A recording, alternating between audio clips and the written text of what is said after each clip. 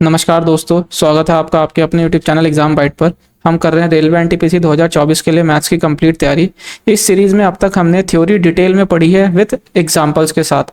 वो थ्योरी हमने कंप्लीट कर ली है। इसका मतलब हमारा सिलेबस जो है कंप्लीट हो चुका है। आज हम मॉक टेस्ट 5वां करेंगे, जो कि पिछले साल का पेपर होने वाला है, जो 30 दिसंबर को हुआ था सुबह की शिफ्ट 10:30 से 12 के बीच में। तो चलिए शुरू करते हैं। तो यदि आप हमारी इस रोजगार एक्सप्रेस से अभी तक नहीं जुड़े हैं और इस वीडियो के माध्यम से पहली बार जुड़ रहे हैं, तो आप चैनल को अभी सब्सक्राइब कर लीजिएगा और साथ ही में बेल आइकन को प्रेस कर लीजिएगा, जिससे कि आप आने वाली वीडियो का नोटिफिकेशन मिस ना कर सके। तो ज़्यादा टाइम वेस्ट किए बिना तो देखते हैं पहला क्वेश्चन क्या कहता है। देखिए, पहला क्वेश्चन ये कहता है कि हमारे को ये लेंथ दे दी है किसी रूम की, इसमें लॉन्गेस्ट पोल बताना है क्या आएगा। तो लॉन्गेस्ट पोल जो आएगा वो इसका डायगोनल होगा, तिरछा। तो ये डायगोनल जो होता है वो किसकी लेंथ, इसका फॉर्मूला क्या होता है, L² + B² + H²। तो जब आप यहाँ करेंगे, इसको लेंथ मान लेंगे, 30 का स्क्वायर होता है 900, 15 का स्क्वायर हो जाता है 225 और 10 का स्क्वायर हो जाता है 1000, 10 का स्क्वायर हो जाता है 100। तो जब आप इस सबको जोड़ देंगे तो आ जाएगा हमारा आंसर 1225। तो 1225 स्क्वायर रूट होता है 35 का। तो 35 मीटर का सबसे लंबा पोल आ जाएगा, जो कि ऑप्शन बी इसका सही आंसर है।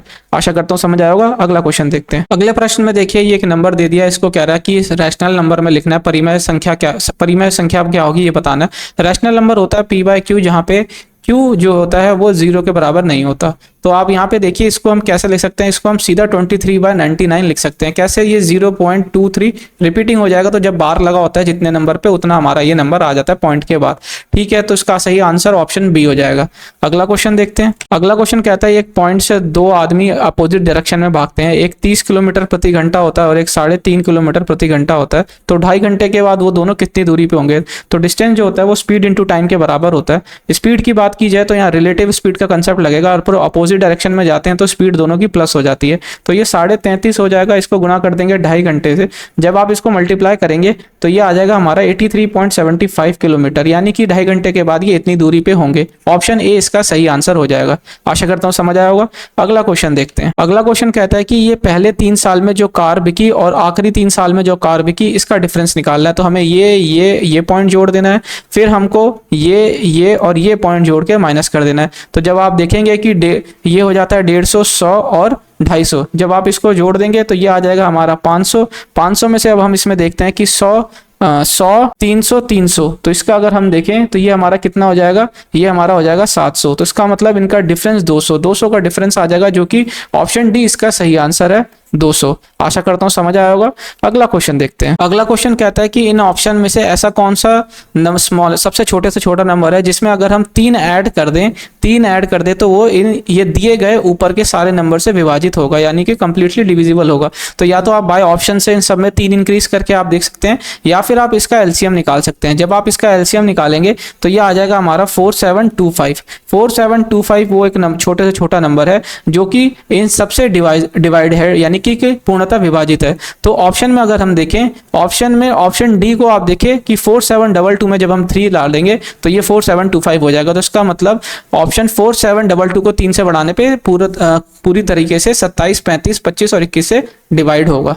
ठीक है, आशा करता हूँ समझ आया होगा। अगला क्वेश्चन देखते हैं। अगला प्रश्न कहता है, यदि माध्यक 40 है और मानक विचलन 5 दे रखा है तो विचरण गुणांक हमें, यानी कि कोफिशिएंट ऑफ वेरिएशन, ये हमें बताना है। तो देखिए, कोफिशिएंट ऑफ वेरिएशन होता है वो स्टैंडर्ड डेविएशन, जिसको कि आप विचलन कहते हैं, स्टैंडर्ड डेविएशन अपॉन मानक मीन के इसके बराबर होता है। ठीक है, तो coefficient of standard of deviation कितना दे रखा है, 40, और स्टैंडर्ड डेविएशन हमारा 5 दे रखा है, माध्यक हमारा 40 दे रखा है। तो इसको कर देंगे तो 1/8 हो जाएगा। 1/8 और परसेंट में निकालना है तो 100 से इसको गुना कर देते हैं। तो 100 से जब इसको काटेंगे तो ये 12.5% हो जाएगा। तो इसका सही उत्तर हो जाएगा ऑप्शन डी। ऑप्शन बी इसका सही उत्तर हो जाएगा 12.5%। आशा करता हूँ आपको समझ आया होगा। ये जो है ये एक स्टैंडर्ड फॉर्मूला है जो आपको याद होना चाहिए। कोफिशिएंट ऑफ वेरिएशन जो होता है स्टैंडर्ड डेविएशन अपॉन मीन के बराबर होता है, जिसको हम कहते हैं विचरण गुणांक, जो बराबर होता है किसके, मानक विचलन बटे में माध्य के। ठीक है ना, ये आपको याद रखना है। अगला प्रश्न देखते हैं। अगले प्रश्न के अंदर फिगर में हमें ये दे रखा है और हमें AED इसका मान ज्ञात करना है। इसका मान कैसे ज्ञात करेंगे, तो देखिए 50 और 30, 80। तो जो दो ट्राइंगल के अंदर के दो कोणों का जो योग होता है वो तीसरे कोण के अपोजिट वाले के बराबर हो जाता है। तो 50 और 30 80, तो ये हो जाएगा 80। यहाँ पे भी क्या होगा, ये 80 और 20 कितना हो जाएगा, 80 और 25 105, वो इधर इसके बराबर हो जाएगा 105 के। तो इसका उत्तर, सही उत्तर क्या आ जाएगा, इसका सही उत्तर ऑप्शन सी हो जाएगा 105 डिग्री। ठीक है ना, आशा करता हूँ समझ आया होगा। ये एक थ्योरम होती है जिसके अंदर अगर कोई ट्राइंगल दिया होता है, इस ट्राइंगल के अंदर ये जो दो कोण होते हैं इनका योग बराबर हो जाता है इस कोण के। ठीक है, यही दो बारी हमने, एक इस बार ट्राइंगल में, एक इस ट्राइंगल में लगाया। अगला प्रश्न देखते हैं। अगले प्रश्न में इसका स्क्वायर रूट पूछ रहा है, क्या होगा, तो पॉइंट से पॉइंट कट जाएगा। 361 19 का स्क्वायर 361 19 का स्क्वायर होता है और 1024 जो है 32 का स्क्वायर होता है। तो इसका आंसर हो जाएगा 19/32। तो ऑप्शन बी इसका सही आंसर होगा। ठीक है, आसान क्वेश्चन था। अगला प्रश्न देखते हैं। अगला प्रश्न कहता है कि दो पासों को एक साथ फेंका जाता है और उनको जब भी फेंका जाता है तो उनके ऊपर आने वाले नंबरों को ध्यान रखा जाता है। तो हमें बताना है कि प्रोबेबिलिटी क्या होगी कि ऊपर जो नंबर आते हैं दोनों का सम योग जो होगा वो 12 होगा। तो ये एक ही केस में आएगा जब दोनों डाइस पे, दोनों पासों पे 6 आ जाए तभी 12 बनेगा। तो इसका मतलब कितनी बार बनेगा, ऊपर प्रोबेबिलिटी आप हमेशा जानते हैं क्या होता है, प्रोबेबिलिटी होता है नंबर ऑफ पॉसिबल आउटकम, यानी कि क्या क्या आ सकता है upon total number of outcome, कितने आउटकम हो सकते हैं। तो एक डाइस में 6 नंबर होते हैं, दूसरे डाइस में 6, तो 6 6 36, तो 36 टोटल आउटकम बन सकते हैं। तो प्रोबेबिलिटी आ जाएगी 1/36। तो इसका सही उत्तर हो जाएगा ऑप्शन सी 1/36। आशा करता हूं आपको समझ आया होगा। अगला प्रश्न देखते हैं। अगला प्रश्न कहता है यदि एक आर्टिकल को क्रय मूल्य के 8% लॉस पे या फिर ये बोला जाए कि किसी वस्तु को 8% घाटे पे बेचा जाता है, तो इसका मतलब उसको कितने पे, 138 रुपए पे बेच दिया जाता है। तो वही आर्टिकल को 4% के अगर मुनाफे पे बेचा जाए तो किस रेट पे बेचा जाएगा। तो मान लेते हैं कि ये क्रय मूल्य है, इस क्रय मूल्य के 8% लॉस, 8% हानि का मतलब कितना होता है, 92% पे अगर बेच दिया जाए तो उस किसके बराबर दे दिया, 138 के बराबर दे दिया। ठीक है, ये परसेंटेज का साइन हटाएंगे तो नीचे 100 हो जाएगा। तो यहाँ से क्रय मूल्य कितना आ जाएगा, 138 गुना 100/92। ठीक है, अब ये कहता है, ये क्रय मूल्य हो गया। अब ये कहता है 4% मुनाफे के लिए उसको कितने प्राइस पे बेचना चाहिए। तो ये क्रय मूल्य के 4% प्रॉफिट चाहिए इस रेट पे, इस उसके क्रय मूल्य के उस पे हमें 4% का प्रॉफिट चाहिए। तो 104% पे बेच देंगे तो परसेंट का साइन हटाएंगे तो नीचे 100 हो जाएगा। इस 100 से ये 100 कट जाएगा। अगर आप इसको 2 से काटेंगे तो ये 46 बार चला जाएगा और ये 2 से 52 बार चला जाएगा। 46 से ये हमारा 3 बारी में चला जाएगा। तो 52 को जब हम 3 से गुना कर देंगे तो ये हमारा आ जाएगा 156। तो 156 रुपए में अब हमें इसे बेचना पड़ेगा 4% मुनाफे के लिए। तो इसका सही ऑप्शन क्या हो जाएगा, ऑप्शन ए इसका सही उत्तर हो जाएगा 156 रुपए। आशा करता हूं आपको समझ आया होगा।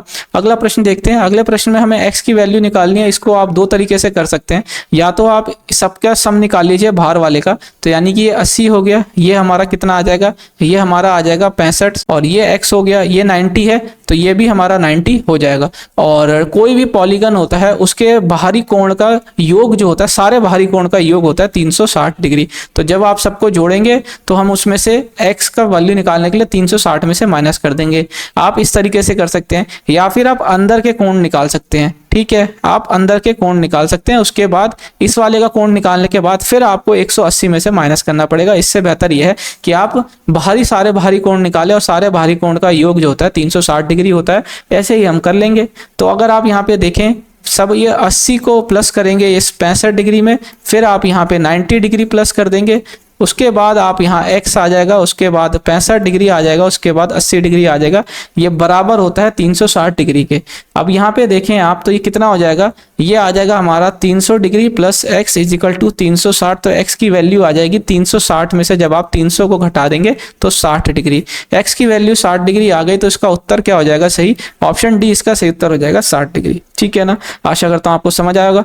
अगला प्रश्न देखते हैं। इस प्रश्न के अंदर एक मशीन का पार्ट दे रखा है जो कि 3 धातु से मिलकर बना है, तांबा, जिंक और लेड। इनका अनुपात 13:6:1 दे रखा है और इस मिश्रण के अंदर ये भी बता रखा है कि जिंक का भार 90 किलो है। इसका मतलब कि 6 की वैल्यू कितनी है, 90 किलो, जो कि हम कितने गुना हो जाएगी, ये 15 गुना हो जाएगी। तो हमें कुल पुर्जे का भार कितना है ये बताना है। तो अगर हम देखें 13 + 6 + 1 तो ये कितना हो जाता है, ये हमारा ये हो जाएगा 20। तो 6 की वैल्यू 90 है यानी 15 गुना, तो 20 की वैल्यू भी 15 गुना हो जाएगी। तो अगर हम इसको 20 को 15 से इंटू कर लेंगे तो ये आ जाएगा हमारा 300 किलो। तो 300 किलो कुल भार हो जाएगा। इसका सही उत्तर ऑप्शन डी हो जाएगा 300 kg। आशा करता हूँ आपको समझ आया होगा।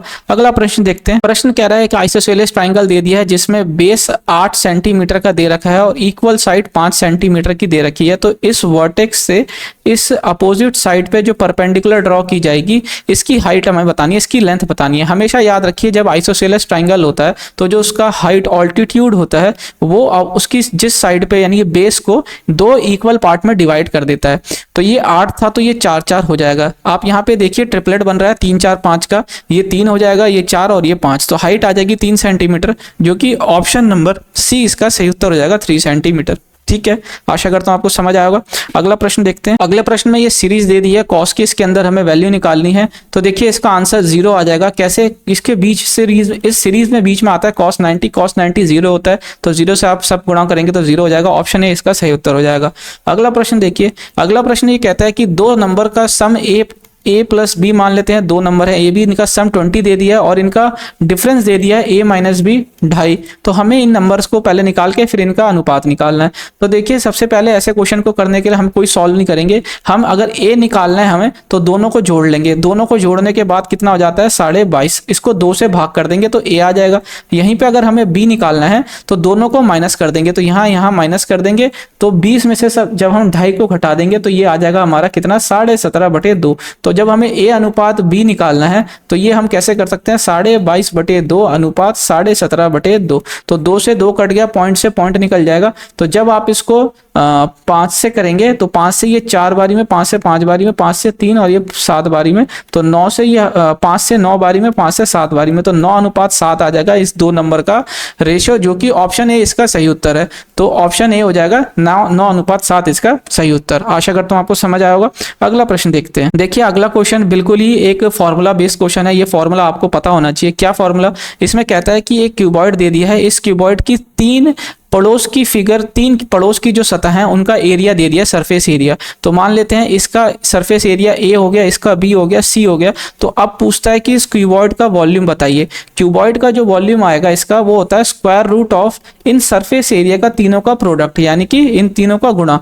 तो अब हम इसको अगर देखें तो by option A B C और ये है इसका स्क्वायर रूट, तो 1/2।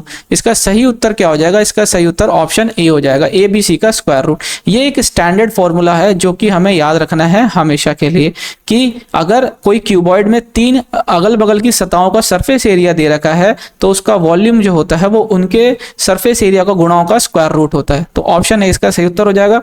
अगला प्रश्न देखते हैं। अगला प्रश्न भी सीधा सीधा फॉर्मूले पे क्वेश्चन है, फॉर्मूला बेस्ड क्वेश्चन है, जिसमें A cube plus B cube plus C cube minus 3ab is equal to 0 होता है कब? जब a plus B plus C 0 के बराबर हो जाए।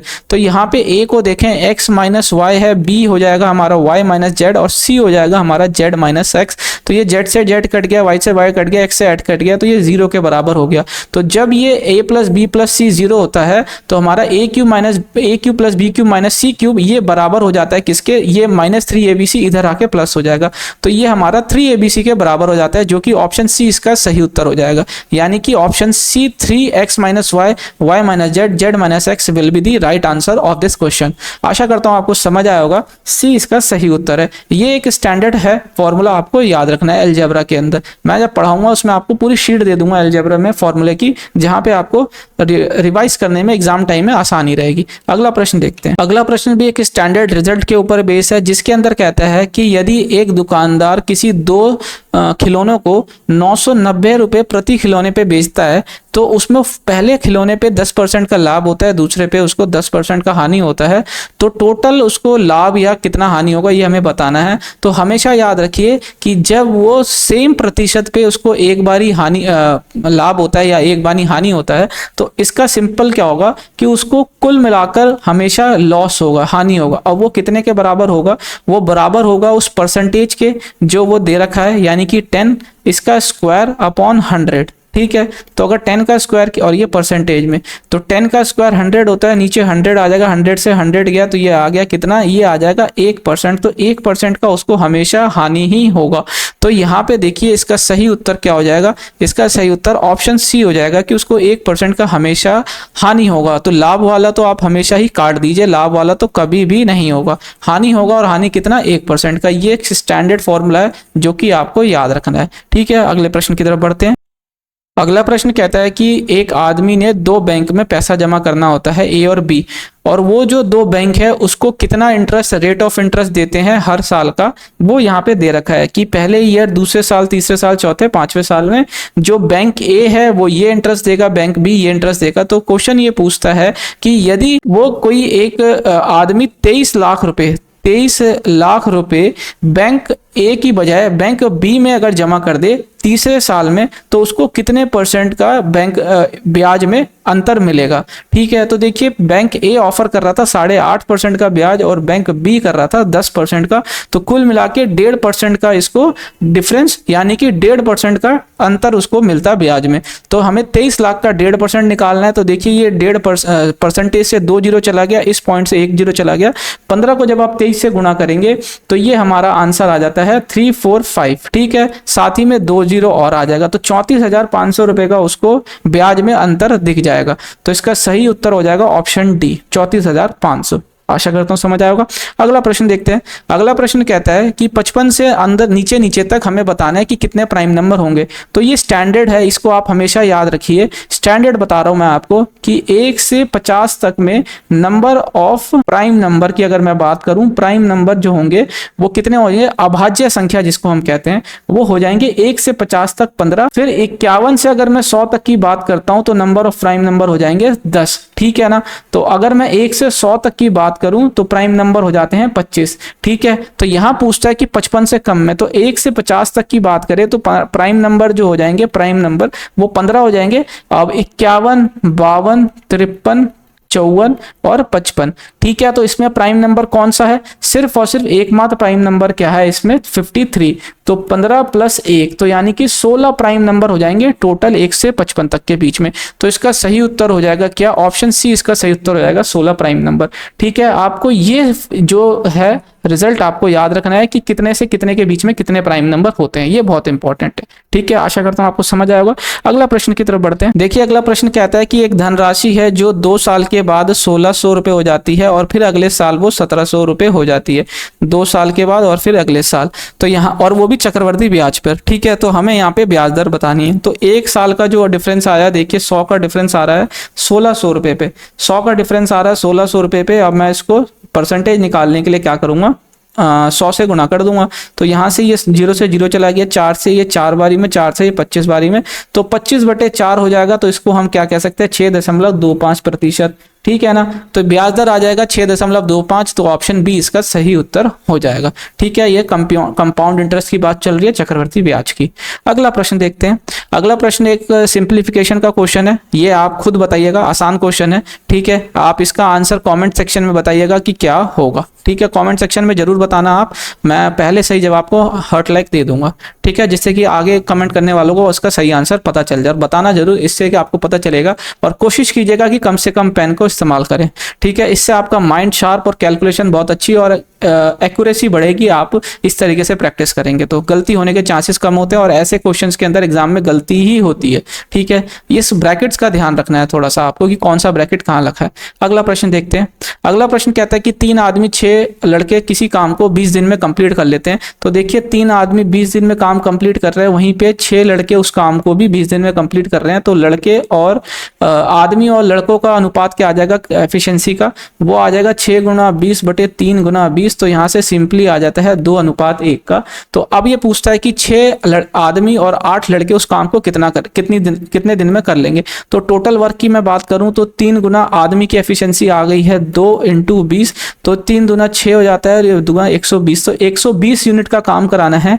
120 यूनिट का काम किसके द्वारा कराना है, 6 आदमियों के द्वारा। तो आदमी की एफिशिएंसी है 2 + 8 लड़कों के द्वारा, लड़कों की एफिशिएंसी है 1। अब ये डी दिन में काम कंप्लीट करेंगे। तो 6 दूनी 12, 12 और 8 20 हो जाता है। तो 120/20 को अगर आप करेंगे तो 6 दिन, तो यानी कि 6 दिन लगेंगे इन 6 आदमी और 8 लड़कों को यही काम कंप्लीट करने में। तो ऑप्शन सी इसका सही उत्तर हो जाएगा। आशा करता हूं आपको समझ आएगा। अगला प्रश्न की तरफ बढ़ते हैं। अगला प्रश्न कहता है कि अविनाश भुवनेश और चमन किसी काम को 20 दिन, 30 दिन और 60 दिन में क्रमशः करते हैं। तो देखिए मैं टोटल वर्क मानने के लिए इनका एलसीएम निकाल लेता हूं। टोटल वर्क, तो इनका एलसीएम कितना हो जाता है? इनका एलसीएम हो जाता है 60 यूनिट। मान लेते हैं कि टोटल कार्य उनको 60 यूनिट करना है, तो इनकी एफिशिएंसी कार्य कुशलता क्या आ जाएगी? अगर 20 दिन में कंप्लीट कार्य कर रहा है, एक दिन में 3 यूनिट करेगा, ये बी एक दिन में 2 यूनिट करेगा और सी एक दिन में 1 यूनिट करेगा। यदि अविनाश को भुवनेश और चमन हर तीसरे दिन पे असिस्ट करते हैं, तो यानी कि पहले दिन, दूसरे दिन अविनाश अकेले काम करता है और तीसरे दिन अविनाश, भुवनेश, चमन तीनों काम करते हैं। तो देखिए यहाँ पे क्या हो जाएगा, अविनाश का एक दिन का काम होता है 3 यूनिट, फिर दूसरे दिन भी वो 3 यूनिट करेगा। अब यहाँ पे तीसरे दिन तीनों मिलकर कर देंगे, 3 2 5 और 1 ये 6 यूनिट। तो 3 दिन की अगर मैं बात करूं, 3 दिन में कितना काम हो रहा है? 3 3 6 और 6 12, यानी कि एक दिन के अंदर 3 दिन में 12 यूनिट का काम हो रहा है और करवाना कितना है हमें? 60 यूनिट का काम। तो 12 पंजे 60, तो 5 गुना कर लेंगे तो 60 यूनिट का काम हो जाएगा और इसको भी 5 से गुना कर लेंगे, 5 3 15। तो 15 दिन के अंदर तीनों इस तरीके से पूरा कार्य कर लेंगे। तो इसका सही उत्तर हो जाएगा ऑप्शन डी, 15 दिन। ठीक है ना, आशा करता हूं आपको समझ में आया होगा। एक बार और बता देता हूं कि यहाँ पे ये कहता है कि पहले दिन अविनाश काम करता है, दूसरे दिन भी अविनाश काम करता है, तीसरे दिन तीनों मिलकर काम करते हैं, इस तरीके से चलता है। फिर चौथे दिन अविनाश काम करेगा, पांचवें दिन अविनाश काम करेगा और छठे दिन अविनाश, भुवनेश और चमन तीनों मिलकर काम करेंगे। ऐसे वो काम करे तो 60 यूनिट का काम वो कितने दिन में कर लेंगे? तो 3 दिन में वो 12 यूनिट का काम करते हैं, तो उसको 5 से गुना करेंगे तो 60 यूनिट का काम हो जाएगा। तो इधर दिन को भी 5 से गुना कर लेंगे तो 15 दिन लगेंगे उनको इस तरीके से काम कंप्लीट करने में। आशा करता हूं समझ आया होगा। अगले प्रश्न की तरफ बढ़ते हैं। अगला प्रश्न कहता है कि किसी भी नंबर का 25% और उस नंबर की उस संख्या के अंतर को अगर हम देखें तो वो 24 दे रखा है, तो हमें संख्या बतानी है। तो देखिए सबसे पहले 25% होता क्या है? 25% होता है 1/4। तो अगर मान लेते हैं संख्या है 4 और उसका 25% है 1, ठीक है ना। अब इसके बीच का अंतर हो गया कितना? 3 यूनिट। इस 3 यूनिट की वैल्यू हमको दे दी है 24, जो कि 8 गुना है। तो अब हमें बताना है संख्या कितनी हो जाएगी। तो ये संख्या भी 8 गुना हो जाएगी। तो 4 को जब हम 8 से गुना करेंगे तो कितना आ जाएगा? 32। तो ये हो जाएगा हमारा आंसर ऑप्शन बी। आशा करता हूं आपको समझ आया होगा। 32 इसका सही उत्तर है। ठीक है, अगले प्रश्न की तरफ बढ़ते हैं। अगला प्रश्न जो है ये एक सम करना है हमें। ठीक है, आप इसको अपने आप कीजिएगा। इसका आंसर आप कॉमेंट सेक्शन में बताइएगा कि आपने कैसे किया है। ठीक है ना, और कितना टाइम लगा ये भी आप बताइएगा। कमेंट करके जरूर बताइएगा कि इसका आंसर क्या होगा। मैं आपको इसका सही आंसर बता देता हूं। इसका सही आंसर जो आएगा, ऑप्शन इसका सही हो जाएगा 6891 और इसका ऑप्शन हो जाएगा 59। डी ऑप्शन इसका सही वाला ऑप्शन होगा। मैं आपको आंसर भी बता देता हूं इसका सही आंसर क्या होगा। डी इसका ऑप्शन सही होगा, लेकिन आप इसको जरूर बताइएगा कि आपने कितने टाइम के अंदर इसको किया। अगला प्रश्न देखते हैं। अगला प्रश्न है, इसकी वैल्यू पूछ रहा है ये। तो अगर आप यहाँ पे एक चीज मैं आपको बताना चाहूंगा कि cos 12 को अगर आप यहाँ पे देखें 168 के साथ जोड़ेंगे तो ये 180 डिग्री बनाता है। ठीक है, तो अगर मैं यहाँ पे एक चीज आपको बताऊं, इस cos 180 डिग्री को मैं लिख सकता हूं पाई -12। ठीक है ना, ये मैं लिख सकता हूं। तो cos 12 cos पाई 12 आ जाएगा। क्यों? क्योंकि यहाँ पे मैं आपको बता देता हूँ, ये होता है 0, ये होता है π/2, ये होता है पाई। तो अगर मैं यहाँ से इधर आ रहा हूँ, पाई जब माइनस होते हैं तो हम क्लॉकवाइज घूमते हैं। तो जब पाई से मैं इधर आऊंगा तो इसका मतलब मैं सेकंड क्वाड्रेंट में आऊंगा। तो सेकंड क्वाड्रेंट, ये थर्ड क्वाड्रेंट, ये फोर्थ क्वाड्रेंट। तो यहाँ हो जाता है ऑल, यहाँ साइन और यहाँ कॉस, यहाँ टेन। तो यहाँ पे साइन जो होता है, साइन के फंक्शन यानी कि साइन और कॉसेक पॉजिटिव होगा, बाकी सब नेगेटिव होगा। तो यहाँ पे माइनस का साइन आ जाएगा। कॉस पाई -12 करूंगा तो ये माइनस cos 12 आ जाएगा। तो इस प्लस माइनस से ये प्लस कट जाएगा। इसी तरीके से ये भी एक दूसरे से कट जाएगा। तो इसका सही उत्तर जो आ जाएगा ऑप्शन बी आ जाएगा, 0 इसका सही उत्तर। ठीक है, ये मैं आपको हर अपने ट्रिग्नोमेट्री के क्वेश्चन में आपको ये चार्ट समझाता हूँ। आपको आशा करता हूँ ये चार्ट समझ आया होगा। अगर आपको ये चार्ट अभी तक जिससे भी आपने पढ़ा नहीं समझ में आया तो आप मुझे कमेंट सेक्शन में बताइएगा। मैं इस चार्ट के ऊपर एक छोटी वीडियो बना दूंगा जिसपे कि आपको ये कभी भी भूला नहीं जाएगा, बहुत अच्छे तरीके से। ठीक है, अगला प्रश्न देखते हैं। अगला प्रश्न कहता है, सुनीला के पास टोटल इतना आटा है उसको रोटी बनाने के लिए। यदि एक रोटी का वजन इतना होता है तो उसको इतना आटा लगता है एक रोटी को बनाने में, तो कितनी रोटियां लगभग उसकी बन जाएगी। तो देखिए 9 सही 1/4 को मैं क्या लिख सकता हूँ, इसको लिख सकता हूँ 37/4। यहीं पे 1 सही 1/8 को मैं 9/4 लिख सकता हूँ ना। 8 का 8 और 1 9, 9/8। तो अब मैं 37/4 को भाग कर दूंगा किसको, 9/8 से। तो ये मेरा आ जाएगा 37/4 9/8। तो 4 से ये 2 बारी में चला जाएगा। ठीक है, तो अब मैं इसको अगर देखो हो जाएगा 74/9। तो 9 से जब मैं इसको काटूंगा तो 72 हो जाएगा। 8 9 72। तो ये 8 पॉइंट समथिंग के करीब जाएगा। तो कम से कम कितनी रोटियां बन जाएंगी? 8। थोड़ा सा आटा उसके बाद बचेगा, तो उससे कोई मतलब नहीं है, हमें नियरेस्ट में बताना है। यहाँ पे बोला है तो 8 रोटियां कुल मिला के उसकी बन जाएगी, तो 8 इसका सही उत्तर होगा, ऑप्शन ए। ठीक है, आसान क्वेश्चन था। अगले क्वेश्चन की तरफ बढ़ते हैं। अगला प्रश्न कहता है राजेश पहले राउंड में अपनी कुल धनराशि का 1/3 हार जाता है, तो बच गया कितना उसके पास? 2/3। अब इस बची हुई का वो अगले दूसरे राउंड में 3/5 वो हार जाता है, तो बच कितना गया? 2/5। अब उसके बाद आखिरी राउंड में वो अपनी बची हुई धनराशि का 4/7 हार जाता है, तो बच कितना जाएगा? 3/7। तो यही उसकी राशि है, जो कि उसकी पहले ओरिजिनल राशि, जो मूल धनराशि थी, उसका वो हिस्सा अब उसके पास बचा होगा। तो देखिए 3 से 3 चला जाएगा, और ये 2 दूनी 4, 7 पंजे 35, तो 4/35 हिस्सा जो है उसकी मूल धनराशि का अब उसके पास बचा है, जो कि ऑप्शन डी इसका सही उत्तर हो जाएगा। ठीक है, आशा करता हूं आपको समझ आएगा। अगला प्रश्न देखते हैं। अगला प्रश्न एक डीआई का प्रश्न है, जिसके अंदर दिल्ली, मुंबई, कलकत्ता, चेन्नई, ये 4 महानगरों में घरों में औसतन कितना खर्चा आता है वो यहाँ पे दे रखा है। तो हमें सबसे ज्यादा खर्चा जो आता है औसतन, उसका अनुपात निकालना है सबसे कम वाले से। तो सबसे ज्यादा तो देखिए ये है, और सबसे कम है हमारा मुंबई का। सबसे ज्यादा है कलकत्ता का, जो कि 1,20,000 के आसपास है, और इसका अनुपात निकाल देते हैं सबसे कम वाले, जो कि मुंबई है, 1,10,000। 1,10,000। तो ठीक है, ये सारे 0 से 0 कट जाएंगे, तो ये 12:11 इसका आंसर आ जाएगा, जो कि ऑप्शन बी इसका सही उत्तर है। आशा करता हूं आपको समझ आया होगा। ये था आखिरी क्वेश्चन इस मॉक टेस्ट 5 का। आशा करता हूं आपको वीडियो अभी तक अच्छी लगी होगी। वीडियो अच्छी लगी हो तो वीडियो को लाइक किए बिना मत जाइएगा, और हाँ, यदि आपने अभी तक चैनल को सब्सक्राइब नहीं किया तो चैनल को सब्सक्राइब कर लीजिएगा, और साथ ही बेल आइकन को भी प्रेस कर लीजिएगा। और इससे पहले की जितनी भी वीडियोस हैं उसको अगर आपको देखना है तो ऊपर आई बटन पे आप क्लिक करेंगे, या फिर इस वीडियो के डिस्क्रिप्शन में जाएंगे तो आपको प्लेलिस्ट का लिंक मिल जाएगा। आप वहाँ पे तमाम सारी वीडियो का प्लेलिस्ट मिल जाएगा, आप वहाँ जाके सारी वीडियोस को देख सकते हैं। तो तब मिलते हैं अगली वीडियो में, तब तक एग्जाम बाइट चैनल को देखने के लिए बहुत बहुत धन्यवाद।